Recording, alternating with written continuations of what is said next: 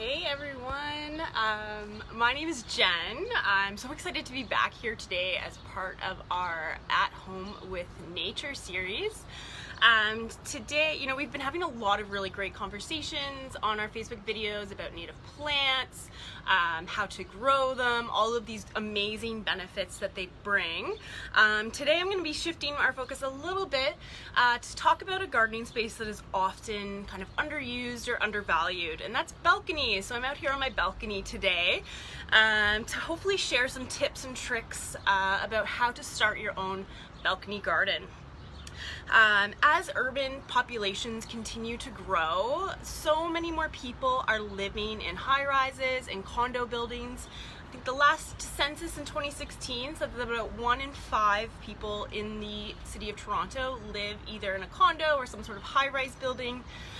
So that's a lot of kind of underused garden space that's potentially out there that's kind of ripe for the taking. So hopefully I can inspire you to start your own, or maybe you have one and you're just looking to build on it. So balcony gardens provide so many benefits. So a couple things that they do, they increase the amount of shade on your property, so it can actually help bring down your heating costs and cooling costs.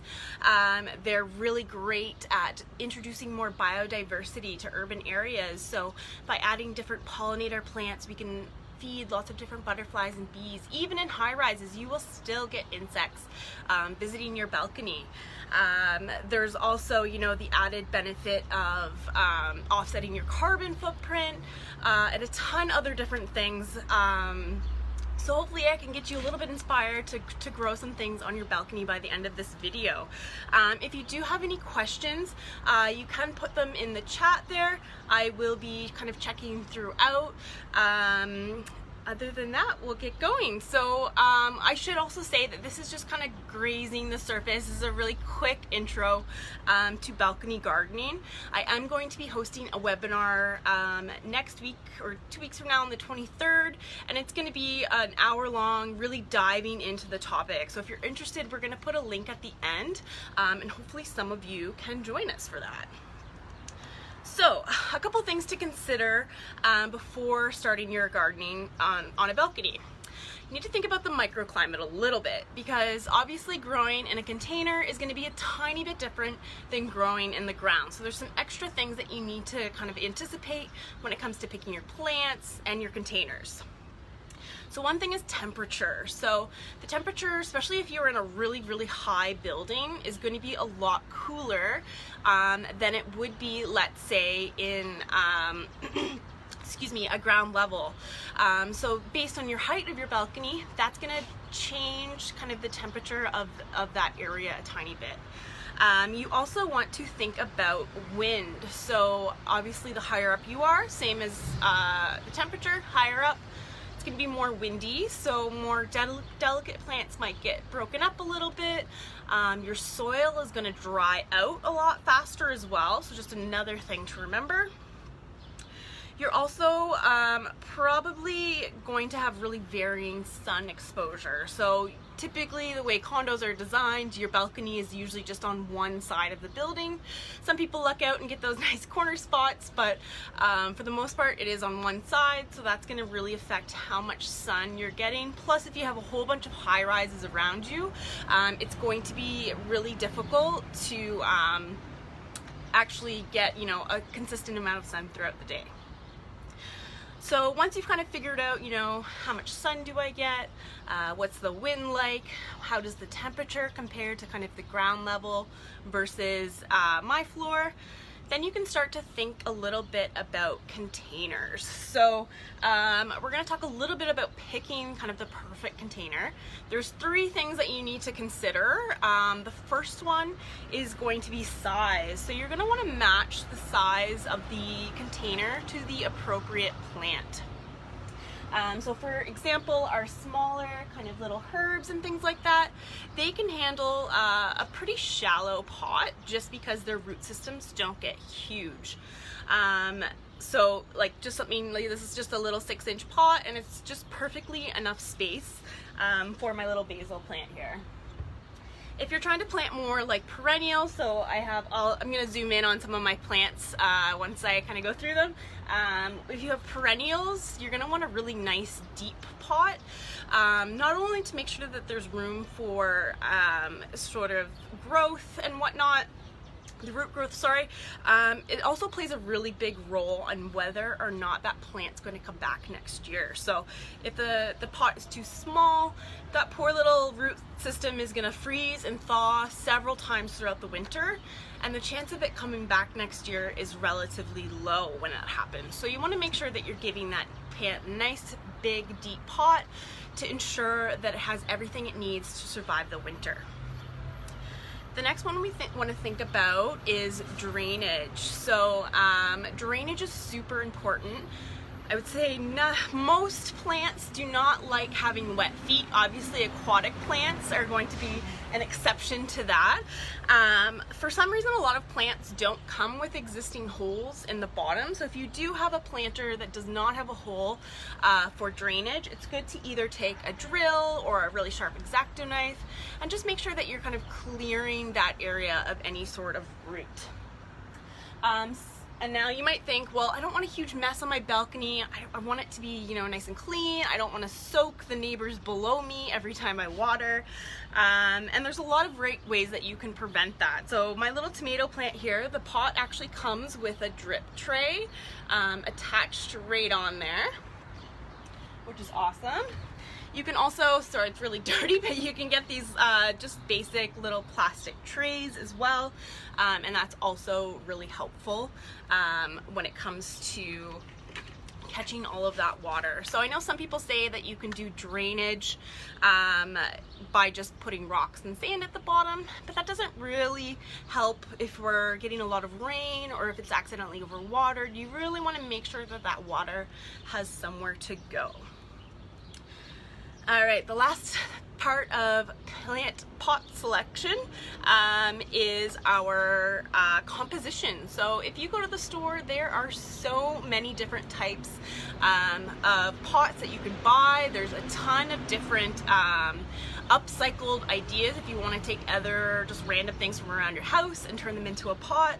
I would say that there's no right answer for which pot you want to choose. So you can have pretty much anything you want. It just depends on what works best for your scenario. So I don't have any clay or terracotta cots to show, but if you do go that route, so things like ceramic, terracotta, cement, they're all really decorative. They're a really beautiful pot to put your plants in, but they are prone to cracking in the winter. So if you are living in a really small space and you just don't have the space to actually store those pots inside over the winter, they're not always the best choice. So you might want to avoid those ones based on your situation. You can also get metal pots, which are really decorative. They're super durable. They last for a really long time. The only downside with metal pots is they get really, really warm. So they heat up very much, and it's actually difficult to keep that soil dry with all of that heat beating on the metal container. One thing that you can do is just grab like a basic plastic kind of insert and then put it in the metal. That will just help reduce some of that real extreme heat. Sometimes what I do too, actually I have one metal pot on my balcony here, and I put my succulent in it because succulents like to be in nice dry containers anyway, so if it's in metal, it's actually kind of the perfect little desert environment for my little succulent here. There's a ton of other supplies that you can use too. Plastic is one that I often use just because I've kind of reused some pots from around the house. So I bought like a big fern plant for the house, and then I just reused its pot, and I'm growing a little cauliflower in here. So there's definitely lots and lots of options in terms of containers. I'm just checking. All right, so now that you've got the perfect container, you're all ready to go. Next is you need to fill it with a really good soil. So the key to picking a good soil for containers is to avoid kind of garden soil or any sort of soil, let's say from the ground, that you would dig out of a garden. The reason why that is just too heavy. And if you have really heavy earth in a pot, it just becomes really compacted. It's really hard to actually water that over time, and it gets to the point where the soil's so compact that the air pockets are gone, and the poor little roots of the plants can't actually move through that soil anymore. So you can either buy a potting mix, or you can also make your own too if you need to fill a ton of different pots with plants. So I have a potting mix here. So a couple key ingredients for that. These little kind of white pellets that are typically either perlite or vermiculite, which are both really great for promoting drainage. They're just kind of like a volcanic rock, basically, that you can put into your soil. Some sort of nutrient like compost is really good for your soil as well. Some sort of thing to trap moisture. So you don't want the water to just run right through that soil. So often what potting soils have are either a mixture of coir, which is a coconut husk, or some sort of peat moss as well. All right, so you've got your containers, you've got your soil all set up, and then now you have to start to think about what plants you want to use. Oops. Okay, so there's a couple different things that you can plant on your garden. I love putting vegetables and herbs, as I had said. So we've got tons of different tomatoes. I've got some tomatoes. I have some peppers. I also have some strawberry plants. So this little guy right here is a strawberry plant. And then I've got lots of herbs in my window box. So it's really just about kind of picking which plants work for you. So as I said before, a lot of our herbs can handle really small, shallow pots, where some of our larger vegetables, so like my tomato plant, I gave a little bit more room than I would some of the smaller vegetables.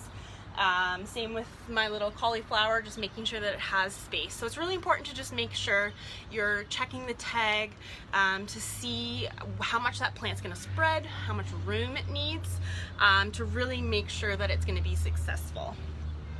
I also am trying to plant some native plants on my balcony this year. So I just planted them, so they're kind of small. I'll bring the camera over in a second. But I got these really great kits from Canada Wildlife Federation. So they have these little certified plant kits. You get 4 little pollinator plants. And they're really great options if you have lots of sun on your balcony. So I'm gonna give them a try this year on my balcony, see what happens. It's important to know if you are selecting plants that you're hoping to come back the next year. A couple different things you want to look out for is obviously the pot size, as we talked about before, but also the zone. So often on plant tags, hopefully you guys can see that, there's a little zone here. So it says zone 4. Because balconies can be a lot cooler than normal, sometimes it's best to choose a zone that's a little bit lower than it would be at ground level. So I'm in the city of Toronto, which has a zone of 7. So if you aim for something that's 1 to 2 zones lower, you're gonna have a bit better chance of those plants actually coming back. So the fact that this butterfly milkweed is a zone 4, that means that it has a pretty good chance of coming back regardless of the temperature on my balcony.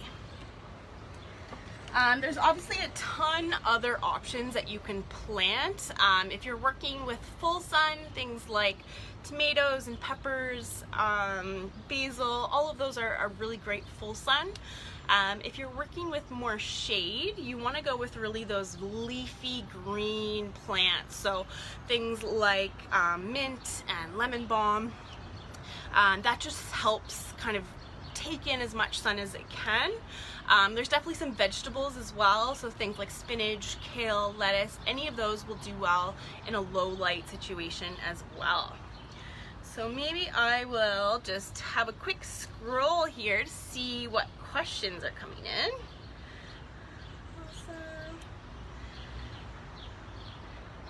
Awesome. So I have one question. How is your success with growing fruit or vegetables in containers? Yeah, I've gotten lots of different vegetables will grow really well in shallow or small containers. So as I said, I have peppers, tomatoes. I don't have any this year, but I've done things like beans that I make them crawl up a little trellis. And then a lot of the strawberry plants that you can buy at garden centers. They're not the wild strawberries, so you won't get kind of the same look, but they grow kind of perfectly in this nice little pot environment. We also have a few people that are asking kind of what sort of native plants. Native plants we'll definitely talk about in my webinar next week. So we'll be focusing a little bit on both edibles and native plants. So if you're able to tune in. A couple examples though, so I'm trying out the milkweed. I have coreopsis in my pot here too. Things like black-eyed Susan, wild columbine, prairie smoke, any sort of plant that is used to growing in pretty shallow soil conditions will do decently well in a pot. So definitely try some of those out. I've got lots of good questions coming in. So what are some ways to protect perennials on balconies in cold winters is a great question. So winterization is something that I will cover in the webinar as well. But a couple things you can do. Right now all of my plants are kind of on the outer corner. What I'll do for the winter is I tuck them into this corner against the house, and I just kind of pile them all together, all the pots. I might add a little bit of burlap around the base just to keep them insulated a bit. So you don't have to cover them or anything like that. You just need to kind of get them out of the wind and keep them just in a nice protected little bundle. So that's an awesome question. Someone bought bee balm. Will that work? I haven't tried bee balm, but I think, you know, it is a decently big root system in that plant. I would say definitely go for one of your larger size pots, just to be on the safe side, just to guarantee that you are giving those roots lots of space. But I would definitely try bee balm. It's such a cool, unique flower too. I love that you've put it in there. So hopefully it comes back. Maybe let us know how it does. All right, I think I've got all the questions. So maybe before I go, I'll just do a quick scan of my garden. So just hold on for a second. Bumpy ride. Okay. So let me just flip you here. Okay, so as I said, I've got some creeping rosemary here, which is a really awesome herb. I've got some dill. I have lavender, which is really awesome, nice and scented on my balcony. I've also got basil here, which does super well in containers. I've also got a little jalapeno plant, my succulent that I talked about before. We've got our basil. These are the native plants that I purchased. So we've got some coreopsis, some butterfly weed, and also I think there was one more hidden in there somewhere. So lots of cool options. Sorry, this is a bumpy ride. I've got my strawberry plant, and then I've got another pepper plant here. Oh yeah, and then my little cauliflower. So there's lots of different options that you can plant on a balcony. Hopefully a few of you are interested in coming to the webinar next week. There's gonna be a lot of great information. So we're gonna put the link in the comments. If you have any more questions, I can stick around in the comments for a few more minutes and answer them, but hopefully I see you guys all on the 23rd. All right, thank you. Bye for now.